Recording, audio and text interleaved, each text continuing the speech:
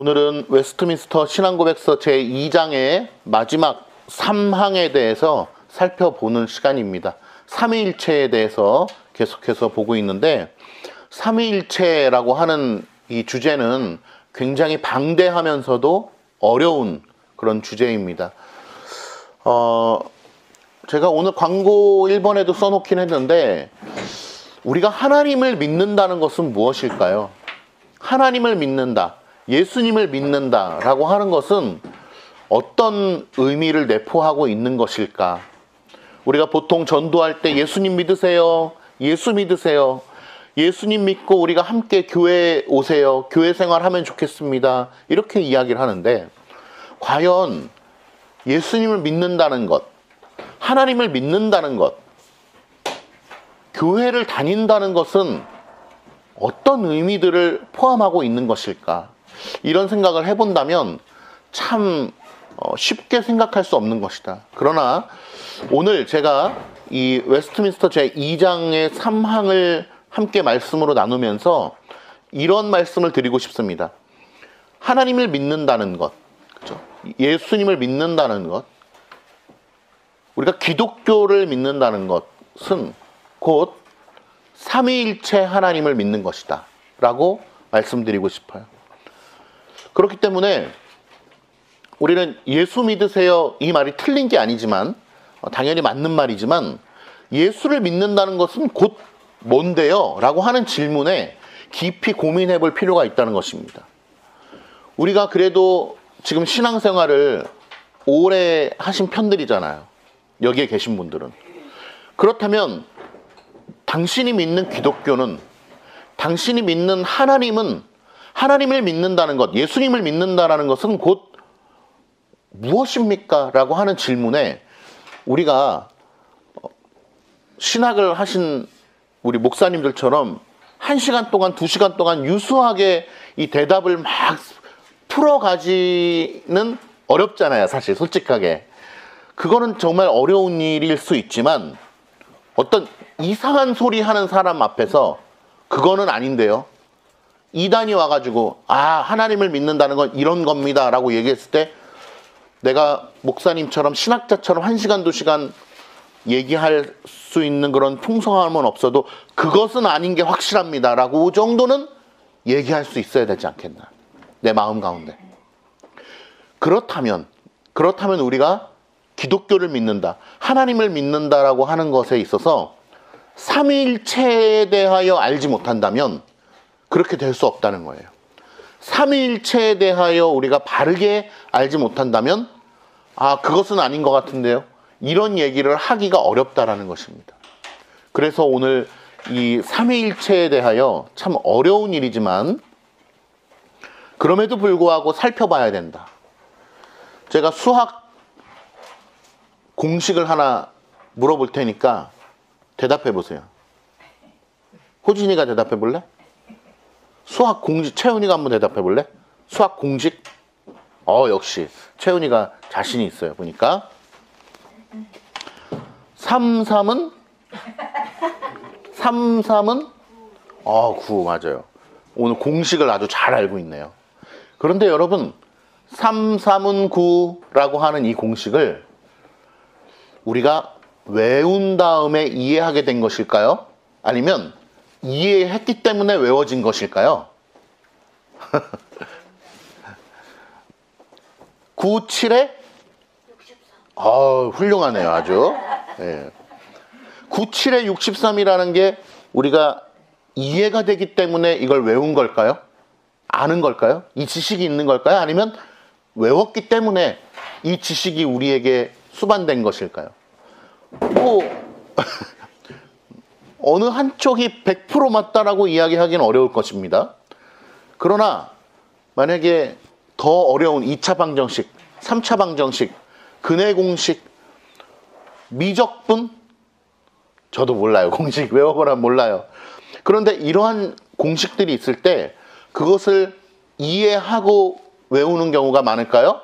외우고 나서 이해하는 경우가 많을까요? 아마도 어려운 일일수록 외우고 나서 이해하는 경우가 많을 거예요. 또 하나 이 세상에 물리 공식 하나 물어봐도 돼, 호진아? 지구과학 물리 공식인데 혹시 알까 모르겠어?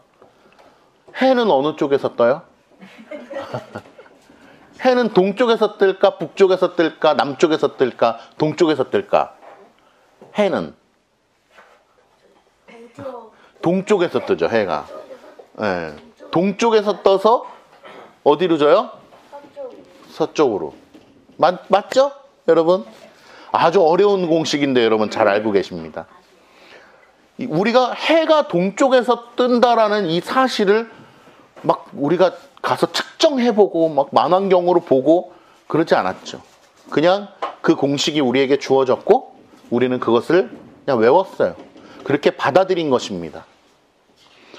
삼위일체에 대한 공식, 교리도요. 여러분, 첫 번째, 우리가 하나님의 존재에 대하여, 하나님의 존재의 방식에 대하여, 하나님의 속성에 대하여, 하나님의 어떠하심에 대하여 우리가 그걸 측정하고 관찰하고 분석하고 공부하여서 알 수 있는 것이 아니다. 우리에게 그 공식이 주어지는 것입니다. 어떻게 보면 지구가 공전할 때 몇 킬로로 도느냐, 자전하는 것은 몇 바퀴를 도느냐, 이 바람이 어디서 와서 어디로 가느냐, 이러한 공식과는 비교할 수 없을 만큼 어렵고 측정할 수 없고 눈으로 볼 수 없고 아무도 그것에 대하여 지식을 쌓을 수 없는 레벨의 가장 최고 레벨의 교리라고 하면 바로 하나님이 어떠한 분이신가에 대한 것입니다. 하나님께서 주신 지혜로 우리가 태양이 어디서 떠서 어디로 지는지 이런 거는 측정할 수 있을지도 몰라요. 물론 그것도 하나님께서 우리에게 허락해 주신 지혜와 지식을 의지하는 방식 아래서의 능력인 것이죠. 그러면 하나님 자체가 어떠하시냐? 하나님은 사랑이 많으시냐? 우리가 1항, 2항에서 봤잖아요. 하나님은 어떠하신 분이시냐라고 하는 그 교리와 공식에 대해서 우리는 이해할 수 없다라고 하는 걸 먼저 전제로 깔아야 돼요. 우리는 알 수 없다. 우리가 노력해서 알 수 있냐? 없다. 측정해서 알 수 있냐? 없다. 관찰할 수 있냐? 없다. 볼 수 있냐? 없다. 하나도 그 어떠하심에 대해서 우리는 알 수가 없는 존재라고 하는 것을 먼저 인정하고 받아들여야 된다는 것입니다. 그런데 우리의 이 죄악성은 어떠냐? 여기에 계신 분들은 그렇지 않지만 인간의 이 모호함은 해가 동쪽에서 떠서 서쪽으로 지는 것은 보지도 않고 받아들이면서 하나님의 어떠하심에 대해서는 받아들이기가 힘든 것이 인간의 죄성이라는 거죠. 인간의 본성의 연약함인 것입니다. 그러나 하나님의 크신 은혜로 말미암아 눈을 열어주시고 귀를 열어주시고 우리의 심령을 열어주시는 은혜가 먼저 선제되어진 이 자리에 계신 우리 귀하고 복된 성도님들은 이 삼위일체에 대한 교리가 우리에게 주어질 때 잘 이해가 되지 않을지라도 마치 초등학교 1학년이 우리 로운이가 7살이 97에 63이 뭔지 정확히는 모르겠지만 일단 먼저 받아들이고 엄마가 그렇다고 하니까 97에 63이구나 33은 9구나라고 하는 걸 받아들이듯이 우리도 그것을 받아들이는 자세가 필요하다는 것입니다. 물론 궁극적으로는 하나님께서 은혜로 열어주셔야 우리가 그걸 받아들일 수 있고 수납되는 것이지만 그러한 원리가 있다는 것이죠. 그러니까 사실은 이 세상 사람들이 많은 초등학교 아이들이 33은 9, 97에 63은 받아들이면서 하나님은 믿지 않겠다라고 하는 것이 얼마나 사실은 앞뒤가 맞지 않는 것입니까? 그러므로 오늘 이 삼위일체 교리에 대해서 생각할 때 먼저 그러한 부분들을 생각해야 된다. 그래서 주보 4페이지 한번 보시면요. 4페이지에 보시면 적정과 절도의 원리가 있습니다. 2번 적정과 절도의 원리. 이것은 칼빈이 우리에게 허락해준 귀한 원리 중에 하나입니다. 그래서 우리는 개혁주의 신앙을 사랑하는 사람으로서 적정과 절도의 원리에 대하여 분명히 잘 우리 신앙에 먼저 베이스로 깔고 가야 돼요. 지난주에 말씀드렸죠. 칼빈조차도 칼빈 주석에 본문을 해석할 때 이 본문은 내가 여러 말 하지 않고 지나가겠다. 왜냐하면 나도 도통 이해하기가 힘든 본문이기 때문이다. 그러나 우리가 이렇게 계시해 주셨기 때문에 요 정도 선에서만 알고 믿음으로 받도록 하자. 이런 표현들이 꽤 있어요. 제가 칼빈 주석을 늘 참고하지만. 그렇기 때문에 그 적정과 절도의 원리, 하나님께서 우리에게 말씀해 주신 것은 목숨과 같이 여기고 지켜야 될 것이며, 말씀해 주시지 않은 것에 대해서는 어때요? 일말의 호기심도 불어한다라고 하는 이 정신을 우리가 깊게 새기길 바랍니다. 한번 읽어볼게요. 우리는 삼위일체를 공부함에 있어서 다시 한번 적정과 절도의 원리를 유념해야 한다. 피조물은 창조자의 그 어떠한 것이라도 알 수가 있다 없다? 없는 거예요. 없는 존재예요. 그걸 넘어서려고 해서는 안 되는 것입니다.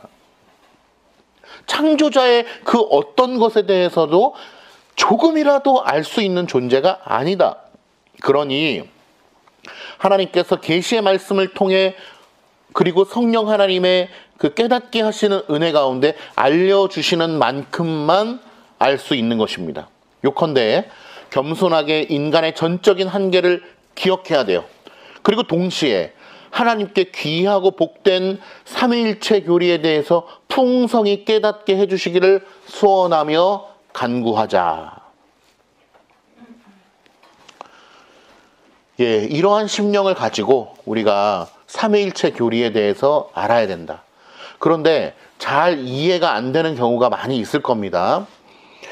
그런 경우에는 어떻게 해야 되냐면 이 웨스트민스터 신앙고백서 혹은 도르트 신조, 하이델베르크 이러한 역사를 통하여 우리에게 주어진 하나님의 은혜의 신조와 요리문답 같은 걸 통해서 그냥 통째로 그걸 받아들이면 돼요. 그냥 외우면 돼요. 그러니까 외울 필요까지는 없겠지만 그 문장 자체를 그냥 우리가 믿음으로 받아들인다. 그렇다면 복된 것이다 라고 하는 것입니다. 다시 주보 3페이지로 가서 본문을 한번 살펴보도록 하겠습니다. 3항을 한번 읽어보겠습니다. 일단 실체와 능력과 영원성에 있어서 동일한 삼위가 단일한 신격으로 있으니, 굉장히 어려운 말들이 많이 나오죠. 성부 하나님과 성자 하나님과 성령 하나님이시다. 성부는 아무에게서도 나시지 않으며 나오시지 않으나 성자는 성부에게서 영원히 나시고 성령은 성부와 성자로부터 영원히 나오신다 라고 오늘 본문에 나와 있습니다.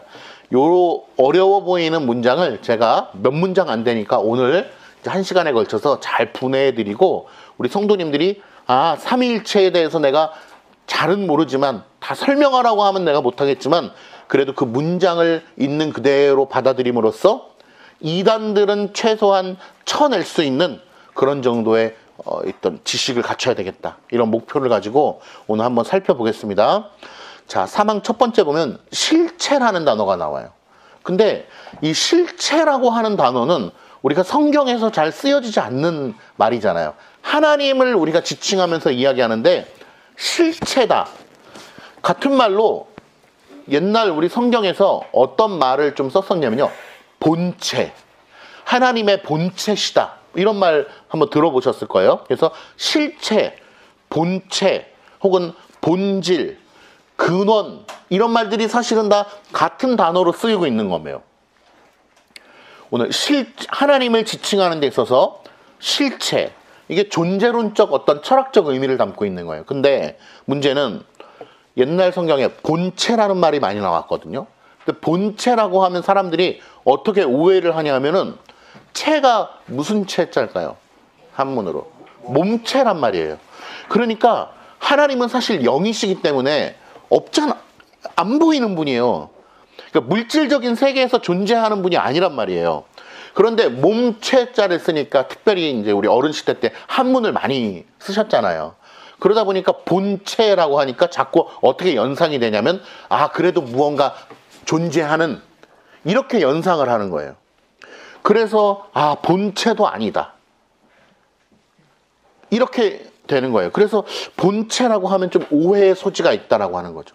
그래서 이 삼위일체론을 우리가 공부할 때는 원어를 좀 많이 씁니다. 원어를, 라틴어를. 근데 이제 제가 여기서 라틴어를 쓰는 거는 적절치 않은 것 같고, 이런 것을 잠시 좀 설명을 드리는 차원에서 그러면 어떤 단어를 써야지 우리가 가장 적합할 것인가를 생각해 봤을 때, 실체 혹은 본질, 하나님의 존재의 방식에 대하여 논할 때는, 자, 하나님이 계신다라는 건 확실하잖아요. 그러면 하나님이 영으로 계시잖아요. 물질이 아니라. 그러면 그 존재에 대하여서 우리가 지칭할 때 뭐라고 얘기할 수 있을까라고 할 때 실체 혹은 본질이라고 얘기할 수 있는 거예요. 그러면 이 원어는 어디서 온 거냐면은 라틴어로 얘기해 드리면, 라틴어랑 영어랑 좀 비슷해요. 그래서 에센티아라고 하는 단어 있어요. 영어로 하면 뭐겠어요? 에센스 같은 거, 그죠? 본질, 실체, 혹은 substantia. 영어로 하면 substance, 주어, 뭐 이런 뜻이잖아요. 그게 본질, 존재, 이런. 한국말로 하면 어쨌든 실체와 본질, 뭐 이런 단어로 우리가 볼 수 있겠다라는 거예요. 실체와 능력과 영원성에 있어서 동일한 삼위가, 자, 여기서 가장 중요한 거, 동일하다는 거예요. 이게 왜 중요하냐?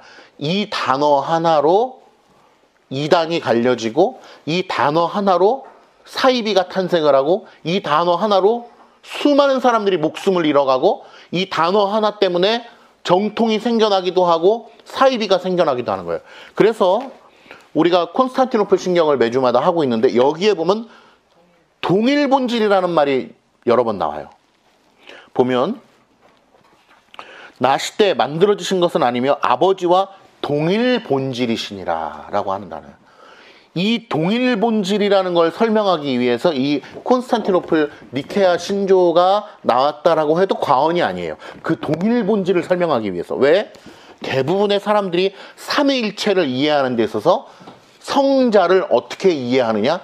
유사 본질로 생각한단 말이에요. 제가 문제 하나 내볼게요. 성부 하나님은 전능하시다. 맞죠? 성자 하나님은 전능하시다. 맞죠? 성령 하나님은 전능하시다. 맞다고 하실 거예요, 아마. 그러면 어떠한 차원에서 전능하시냐라고 하는 거예요.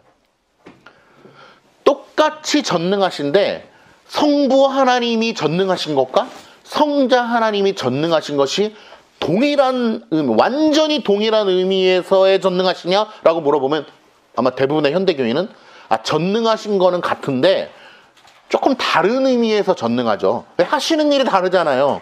생각하는 게 다르잖아요. 다른 실체시잖아요. 라고 하면서 다른 의미의 전능하심을 얘기한단 말이에요. 그런데 그게 성립이 되면 결국 뭐가 되는 거냐면 유사 본질이 되는 거예요. 동일하시다. 오늘 콘스탄티노플 신경에도 나오는데요. 아버지와 동일 본질이시라라고 얘기하는 것이 엄청나게 함축적인 거예요. 우리는 굉장히 수준 높고 이 풍성한 은혜 가운데 있기 때문에 이러한 단어들을 듣고 있는데 대부분의 현대 교인들은 이런 거를 이제 듣지를 못한단 말이에요. 그렇기 때문에 이 동일 본질이라고 하는 것에 대해서 우리가 좀 생각을 해야 돼요. 그래서 동일한, 여기에 동그라미 치시고, 동일한 삼위가 단일한 신격으로 있다라고 얘기하고 있어요. 단일한 신격. 자, 먼저 여쭤봅니다. 단일신론이라고 하면 요거 이단이 되는 거예요. 단일신론. 보통 단일신론이라고 하면은 한국말로 그냥 풀이를 하면 무슨 뜻이냐면 하나님은 한 분이시다래요. 근데 우리는 어때요? 하나님은 한 분이시다. 맞잖아요. 맞는 얘기예요. 우리도 하나님은 한 분이시다라고 얘기한단 말이에요. 그럼 우리가 얘기하는 하나님은 한 분이시다라고 하는 거는 어떤 의미에서 한 분입니까? 하나님과 같은 신은 없다라는 거죠. 참 신은 한 분이시다. 하나님 한 분밖에 안 계시다. 부처님 아니다. 다른 신 아니다. 알라 신 아니다. 하나님만이 참신이다라고 하는 의미에서는 우리도 단일신론이 맞죠. 국어사전적으로는. 근데 교리적으로 보통 보면은 단일신론이다라고 하는 거는 성부, 성자, 성령 이런 거 없다. 이렇게 되는 거예요. 결국 한 분이다. 그게 조금 변형된 게 뭡니까? 원래 한 분이신데 구약에는 성부의 모습으로, 신약에는 예수님의 육신을 입고 온 모습으로, 또 요즘에는 성령의 모습으로 이렇게 운행하시는 거다. 원래는 그게 한 분이다. 마치 아빠가 집에서는 아빠고 직장에서는 과장이고 저쪽 가면 아들이고 저쪽 가면 친구고 한 것처럼 역할이 다른 것뿐이다 라고 하는 이 양태론을 이야기하는 것이 몇 단이다? 2단이다라는 거예요. 이렇게 2단이에요. 그런데 대부분의 교회들은 이런 식으로 설명하는 경우가 많이 있죠.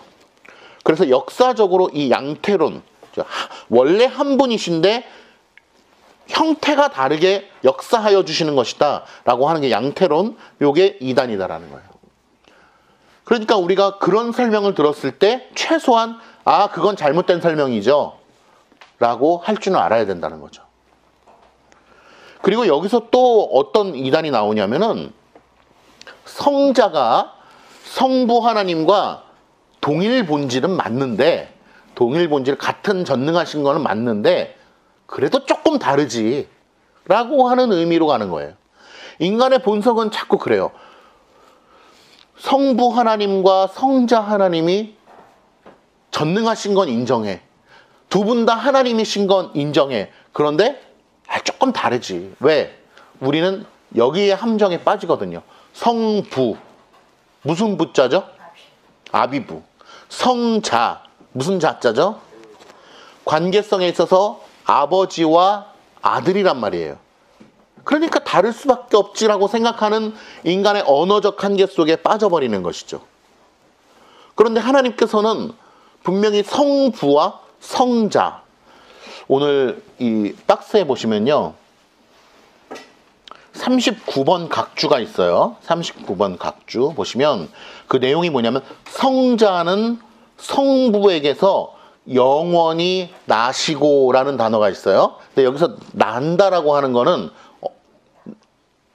아니요 나오시고가 아니고 그 헷갈리신 거예요. 권사님도. 자, 성자가 성부로부터 나아졌거든요. 여기서 나아진다라는 거는 나 밑에 히읗 받침 있는 거 있죠? 예. 낳다.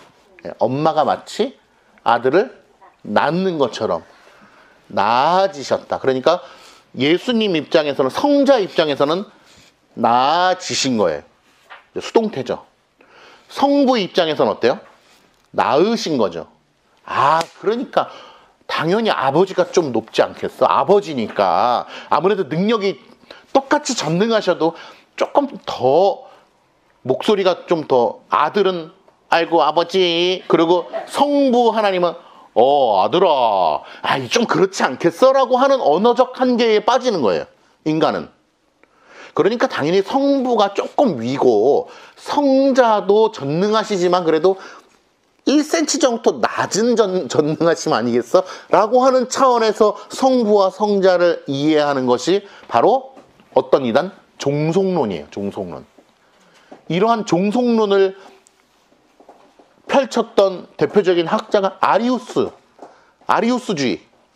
뭐냐 하면 성자가 성부로부터 나아졌기 때문에 태어났잖아요.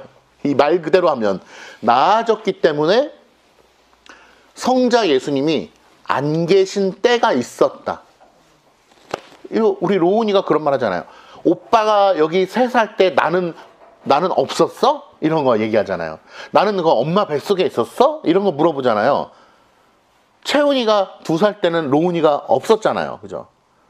그리고 호진이 엄마가 25살 때는 호진이가 없었잖아. 그러니까 그런 걸 물어보는 것처럼 그러면 예수 그리스도는 이게 아들이니까 하나님이 더 먼저 계실 때 예수 그리스도가 안 계신 때가 있었다라고 하는 게 종속론. 하나님께 속한 거예요. 이거를 이단으로 이걸 얘기하는 사람이 누구냐? 아리우스 같은 사람들.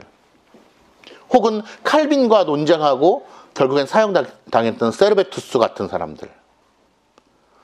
이것을 여전히 관념 가운데 가지고 있는 현대교인들. 여러분, 삼위일체 하나님을 믿는데 오해한다면 어떻게 되겠어요? 삼위일체 하나님을 믿는데 그릇된 지식을 가지고 하나님을 믿는다면 그것에 대하여 우리 현대 교인들은 늘 이런 관점으로 다가가잖아요. 그러면 구원 못 받나요? 그러면 천국 못 가나요? 예수님에 대해서 조금 오해하면은 지옥 가나요? 이런 관점으로 다가가면은 안 되는 것입니다. 아, 우리가 하나님을 더욱더 바르게 알기를 소망합니다. 이렇게 바른 답이잖아요. 그죠? 우리 아이들을 키우다 보면 제가 이제 늘 겪는 건데 설명을 해줘요. 이게 너가 숙제를 다 하고 숙제를 완성하면 게임을 할 수 있게 해줄게. 만약에 약속을 해요. 그러면은 숙제를 열심히 하겠죠. 그런데 어느 날은 숙제를 열심히 해도 오늘은 게임을 시켜주지 않겠다. 왜? 어떤 잘못을 했기 때문에. 그래도 숙제를 해야 되는 거잖아요. 호진아, 그지? 그런데 여기서 잘못 이해를 하고 나 그러면 숙제 안 해요. 네. 그러면 나 게임 안 시켜줄 건데 숙제를 뭐하러 해요, 제가. 이런 방식으로 하면은 우리 부모의 마음이 답답하잖아요. 그죠? 숙제를 했기 때문에 게임을 준 게 아니고, 그죠? 게임을 하기 위해서 숙제를 하는 게 아닌데, 그죠? 뭔가 전도된 거죠. 바뀐 거죠. 게임과 상관없이 숙제를 열심히 해야 되는 거잖아. 그지? 호진이는 그렇게 하고 있죠? 채훈이도 그렇게 하고 있지? 그거 상관없이 숙제 열심히 하죠? 공부도 아니에요? 그렇게 해야 돼요. 하나님을 아는 지식에 있어서 우리가 이 주객이 전도되면 안 된단 말이에요. 그러니까 그거에 대해서 조금 모르면은 그럼 지옥 가나요?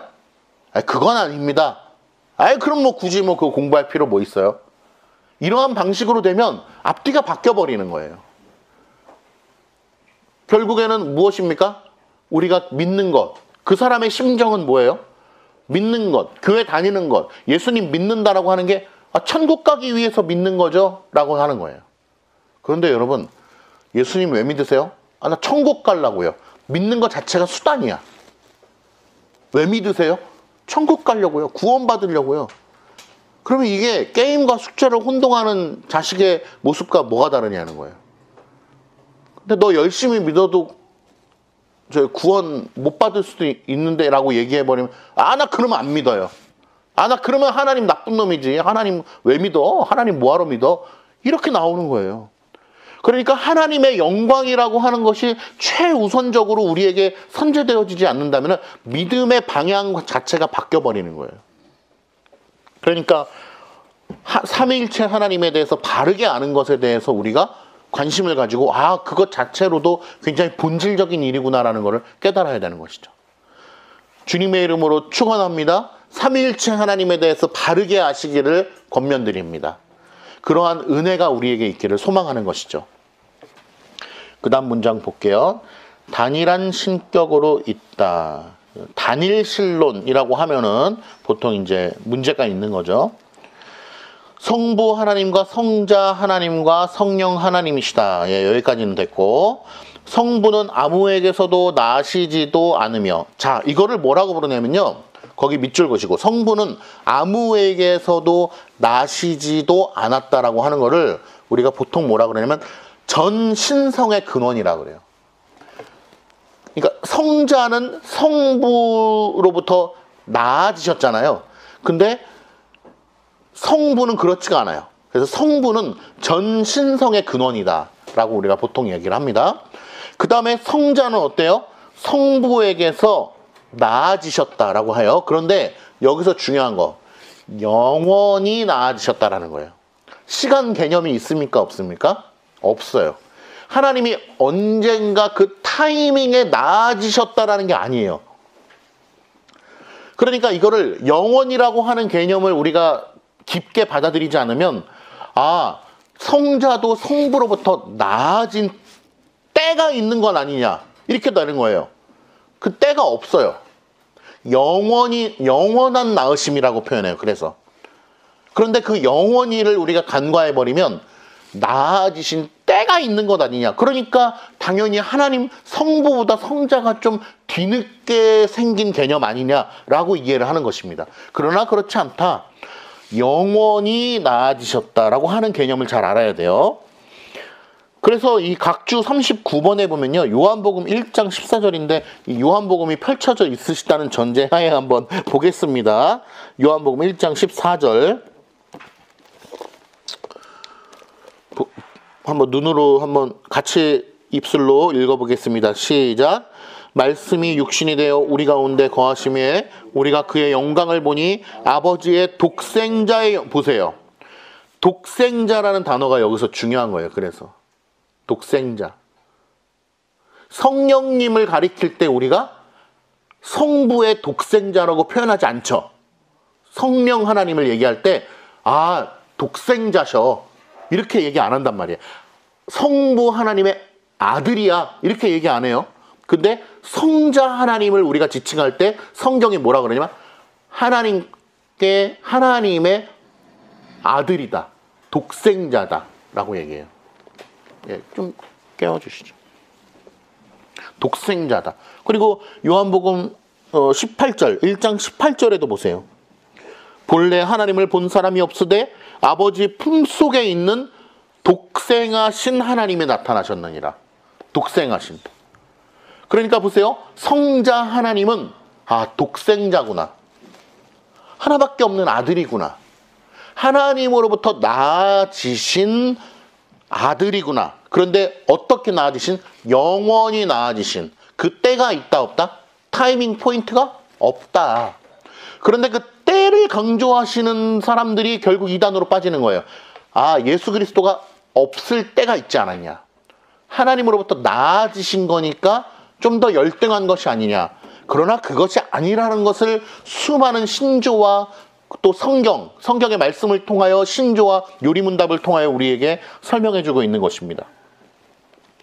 그 다음에 성령은 성부와 성자로부터 영원히 나오신다라고 해요. 여기서 나오신다라고 하는 거는 나 밑에 히읗이 있을까요, 없을까요?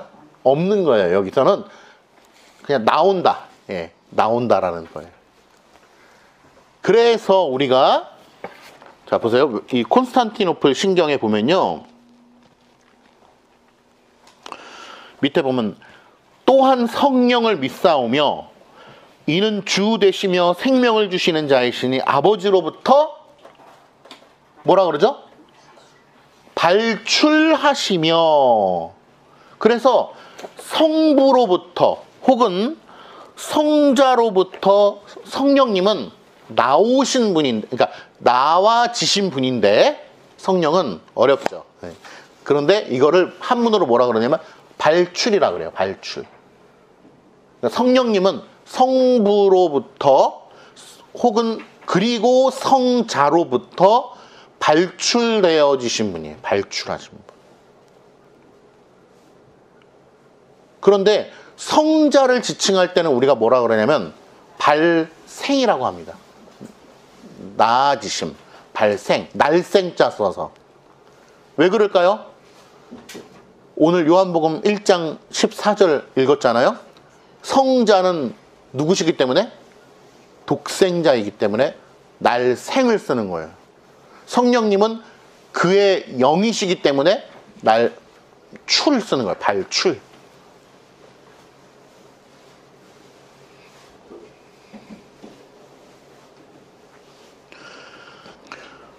성령님도 영원히 나오신다.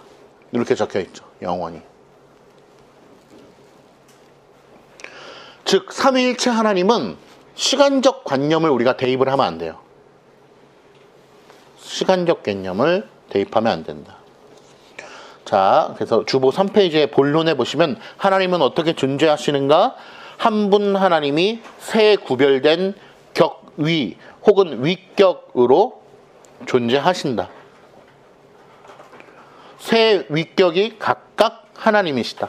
성부 하나님도 하나님이시고 전능하신 하나님이시고 성자 하나님도 전능하신 하나님이시고 성령 하나님도 전능하신 하나님이시고 동등한 격위들 가운데는 위적 구별이 있다. 자, 늘 우리가 강조하는 거지만 성부, 성자, 성령 하나님을 분리시키면 안 돼요. 예를 들면 분리시킨다라고 할 때 어떻게 말하는 사람들이 있냐면 오늘 우리의 예배를 성부 하나님께서 받으셔요, 안 받으셔요? 받으시죠. 성자 예수님께서 받으셔요, 안 받으셔요? 우리는 받는다고 알고 있죠. 근데 많은 현대교인들이 성부, 자 생각해보자. 분명히 성부, 성자, 성령이 다 계신데 이 예배를 성부께서 받으시는 거는 그거는 맞는 것 같아요, 확실히. 근데 성령 하나님께서 우리 예배를 받으시나? 우리 예배를 도와주시는 분 아닌가? 성령님은 능력인데, 깨닫게 해주시는 분인데, 예배를 받으시는 거는 성부고 우리의 예배를 도와주시는 분이 성령 아닌가요? 그래서 가르는 거예요. 구분을 하는 거예요. 구분. 예수님도 그럼 우리의 예배를 받으시나? 이상하네. 예수님의 이름으로 기도하는데 기도를 받으시는 분은 성부 아니실까요? 이런 생각들을 하는 거예요. 이게 잘못된 거다. 이게 뭐냐 하면은 분리하려는 거예요, 자꾸. 그런데 보세요. 삼위일체 하나님이 분리가 되시는 분이신가요? 아니죠. 그래서 한 분 하나님이랬잖아요. 분리가 될 수가 없어요. 우리의 예배를 받으시는 분, 성부 하나님 맞아요. 성자 하나님 맞아요. 성령 하나님도 예배를 받으시는 분이에요. 그런데 이걸 지칭할 때 한 분 하나님이라고 하는 거죠. 세 분이셔 이렇게 얘기할 수 없어요. 한 분 하나님이 삼위로 계시다라고 표현할 수 있겠죠. 어렵죠? 그러니까 그냥 외우시라는 거예요. 받아들이시라는 거예요. 자, 주보 4페이지 한번 볼게요. 페이퍼 4페이지 밑에 보시면 교육의 방식 한번 살펴보겠습니다. 삼위일체를 설명하는 방식에 있어서 무엇으로 해야 되냐? 말이나 글로 해야 된다는 거예요. 말이나 글로. 삼위일체뿐만 아니라 성경의 모든 교리와 성경의 내용도 마찬가지입니다. 그래서 성경에 그림이 그려져 있는 성경책이 있어요. 그런 것들은 우리가 지향하는 게 좋습니다. 특별히 아이들 공과 공부책 같은 데 보면은 그림이 많이 그려져 있거든요. 근데 그런 것을 우리는 바람직하지 않다라고 봅니다. 특히 가장 제가 증오하는 거 뭐냐? 바로 예수님 그림 그려져 있는 거.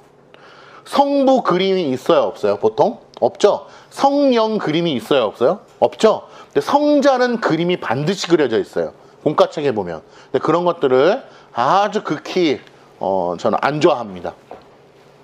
그러므로 도표를 만들거나 그림을 그리거나 예를 들어서 말하는 순간 우리는 그것에 갇혀버려요. 벌써 보세요. 성부, 성자, 성령을 이야기하는 데 있어서도 우리는 언어적 한계 때문에 따로따로 얘기할 수밖에 없잖아요. 성부, 성자, 성령 순서대로 얘기할 수밖에 없잖아요. 그러니까 어때요? 뒤에 얘기된 성령이 가장 좀 덜 중요하지 않겠어? 라고 생각할 수밖에 없는 거예요. 성부, 성자, 성령을 원래는 어떻게 해야 돼요? 한 방에 말해야 돼. 한 방에. 동시에. 그런데 우리의 언어적 한계로 말하면 동시에 말을 할 수가 없는 거예요. 엄마가 좋아, 아빠가 좋아 이렇게 물어보잖아요. 보통. 아빠들은 억울하다. 왜? 뒤에 오기 때문에 엄마 다음에 오기 때문에 엄마가 좋아 아빠가 좋아 그러면은 애들이 지혜롭게 다들 호진이 엄마가 좋아 아빠가 좋아 어떻게 보통 얘기하죠? 똑같이 좋아요. 아주 지혜로운 답변이죠. 삼위일체 하나님도 어때요?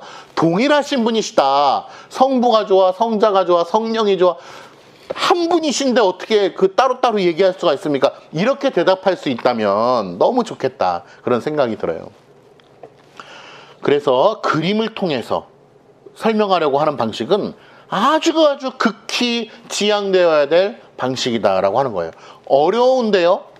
좀 아이들에게 쉽게 가르치기 위해서요. 그래서 그런 방식을 고수하는 사람들이 있는데 그럼에도 불구하고 예수님 그림은 안 된다. 예수님 모르겠어요. 모세가 홍해를 가르는 장면을 그림으로 그것까지는 잘 모르겠어요. 저도 역사에 있었던 사실이니까 이렇게 그림으로 그릴 수 있지 않습니까? 라고 얘기를 하는데 저는 원론적으로는 반대합니다. 왜냐하면 성경에 묘사된 성경의 말씀의 글을 그림으로 완벽하게 묘사할 수 없기 때문에 그래요.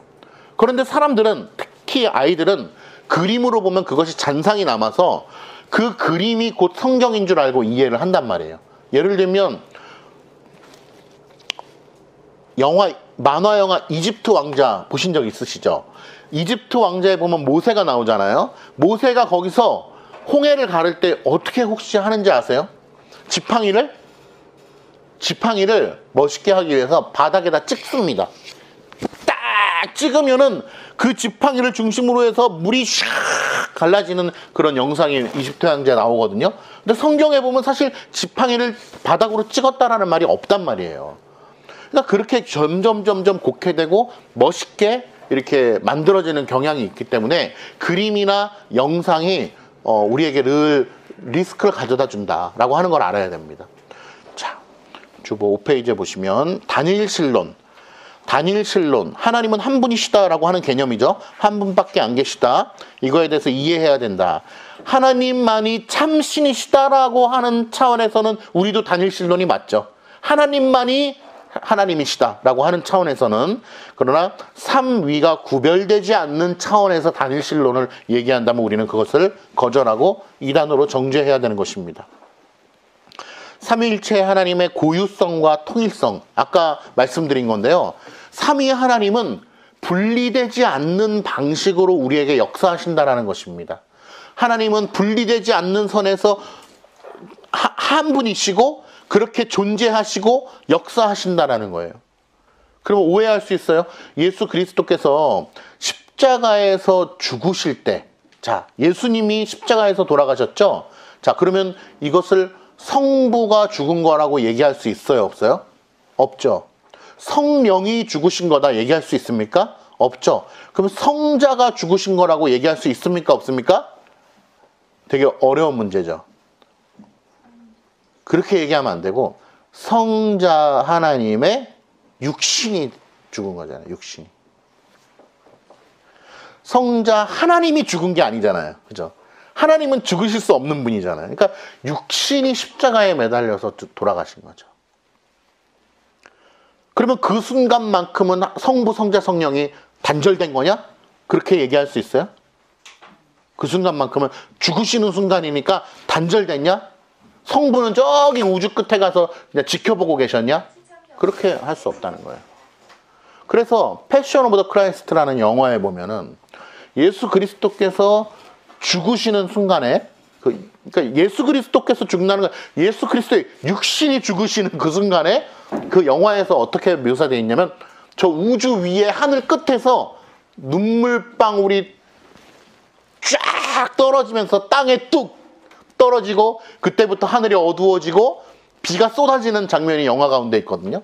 그러한 장면들은 어떻게 우리가 연상될 수밖에 없냐면 성부 하나님은 저 하늘 끝에서 이걸 지켜보시면서 슬퍼하시고 성자 하나님은 저 땅 밑에서 죽으시고 성령님은 어디가 계신 걸까? 이런 생각이 들 수밖에 없는 거예요. 그런 영화를 통해서. 그러나 그 사건이 일어날 때도 성부, 성자, 성령 하나님은 한 분이시다라고 하는 거예요. 되게 어렵죠. 그러나 그렇게 받아들이시면 될 것 같아요.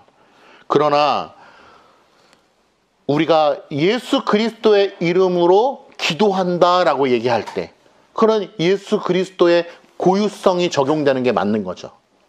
왜냐? 성령 하나님께서 우리를 위해서 죽었다라고 표현하진 않잖아요. 성부 하나님이 우리를 위해서 죽었다라고 표현하진 않잖아요. 성자 예수 그리스도께서 독생자께서 우리를 위하여 죽으셨다라고 표현하는 것이죠. 그렇기 때문에 고유성이 적용되어야 될 때가 있는 거고 통일성으로 한 분이시다라고 얘기할 때가 대부분인 것이죠. 그러한 우리가 관점을 좀 가질 필요가 있는 것이죠. 그러한 차원에서 우리가 6번 삼위일체 하나님을 동일본질이시다라고 하는 것을 늘 우리 가슴속에 품어야 되는 것입니다. 새 위격은 어떤 면에 있어서? 모든 면에 있어서 동일본질이시다. 전능하시고 그렇다고 해서 성부, 성자, 성령이니까 한 하나님을 이루시는 데 있어서 지분이 3분의 1씩 있다 이렇게 얘기할 수 없어요. 요즘에 지금 코스피 지수가 아주 그냥 굉장히 힘든데 혹시 알고 계신가 모르겠네요. 아주 그냥 이 국내 이 시장이 아주 참 힘든 시장입니다. 아무튼 어려워요. 이게 지분이 3분의 1씩 있는 게 아니다. 그렇게 얘기하면 안 된다. 자, 7번 보시면 계시의 점진성과 판명성이 있습니다. 자, 예수 그리스도에 대한 그릇된 생각을 가지고 있는 사람들이 가지고 있는 논리가 있어요. 그게 뭐냐면 구약에는 성자 예수님에 대해서 계시가 안 되지 않았냐라는 거예요. 구약에 예수님이 안 나오지 않냐 이거예요. 구약에 성령님이 직접적으로 언급되지 않지 않냐 이거예요. 이거 성경을 잘 모르는 것이죠. 자, 보세요. 우리 인간이 구약에 살 때 있잖아요. 구약에 누가 살았습니까? 모세가 살고 아브라함이 살고 다윗이 살고 많은 선지자들이 살고 하나님의 사람들 모든 인류가 살았잖아요. 그런데 구약에 살았던 사람들은 삼위일체에 대하여 알았다 몰랐다? 하나님의 사람들 모세, 아브라함, 다윗, 선지자 알았다. 그러면 그래도 신약에는 직접적으로 언급돼 있고 구약에는 희미하게 언급돼 있으니까 알긴 알되 좀 희미하게 30%만 안 거 아니냐라고 얘기할 수 있어요. 예, 그 아주 충분히 제기할 수 있는 문제입니다. 그러나 하나님의 전능하신 완전성의 관점에서 아브라함이 알아야 될 만큼을 충분히 알았을까요? 아니면은 몰랐을까요? 충분히 알았다. 계시의 충분성. 그러니까 우리가 볼 때는 어때요? 구약은 희미하잖아요. 구약은 직접적으로 말씀 안 하셨잖아요. 라고 얘기하는데 그거는 자꾸 어디가 기준이에요? 내가 기준이에요. 내가 볼 땐 아닌데요, 하나님. 제가 볼 때 구약은 희미한데요. 제가 볼 때 아브라함은 몰랐을 거예요. 아브라함한테 물어본 적도 없는데. 모세한테 우리가 대화해 본 적도 없는데 아브라함은 몰랐을걸요? 모세는 그거 예수 그리스도를 잘 몰랐을걸요? 아니요. 중보자에 대해서 알았을 것이고 그리고 삼위로 존재하는 그런 게 다 예를 들면은 창세기에 우리가 인간을 만들자라고 협의하시는 장면이 있잖아요. 삼위가. 그걸 보면서 모세가 무슨 생각을 했을까요? 아브라함이 무슨 생각을 했을까요? 그분의 이름이 예수다. 이런 것까지는 몰랐겠죠. 그러나 하나님께서 우리가 생각하는 그런 하나님이 아니구나. 알아야 될 만큼 충분히 하나님께서 알려주신다. 그의 영, 그죠? 성령님의 하나님의 영이 운행하시는 이런 것들이 구약에 충분히 계시가 되어 있다는 거예요. 그런 차원에서 하나님께서 계시해 주신 방식의 차원에서는 계시가 판명하다. 완전히 다 계시되었다라는 거예요. 아닙니다 하나님. 구약은 아무리 봐도 제가 볼 땐 부족한 계시예요. 이렇게 얘기할 수 없는 거예요. 완전한 거예요. 그런데 우리는 계속해서 나 중심의 사고방식을 통해서 아니요. 아브라함은 그거 몰랐을걸요? 모세는 부족했을걸요? 아니요. 모세가 가르침 받은 것과 우리가 가르침 받은 것은 동일한 가르침입니다. 그리고 하나님께서 그 계시의 완전성을 통하여 우리에게 부어주신다. 그 계시는 우리에게 충분하다. 예를 들면 모세가 살아가는 동안에는 성경이 없었잖아요. 모세가 성경을 썼을 테니까. 그러니까 하나님께서는 모세와 직접 대면하셔서 말씀하여 주시고 떨기나무를 통하여 현시하여 주시고 천사들을 보내서 말씀하여 주시고 때로는 환상으로 꿈으로 또 현현하여서 여러 가지 방식을 통하여 계시하여 주셨는데 그 계시가 부족하냐? 부족하지 않다는 거예요. 계시의 충분성을 이용할 때에 생각할 때에 계시 자체는 판명하다. 완전하다라는 것을 계속 우리가 이해를 해야 됩니다.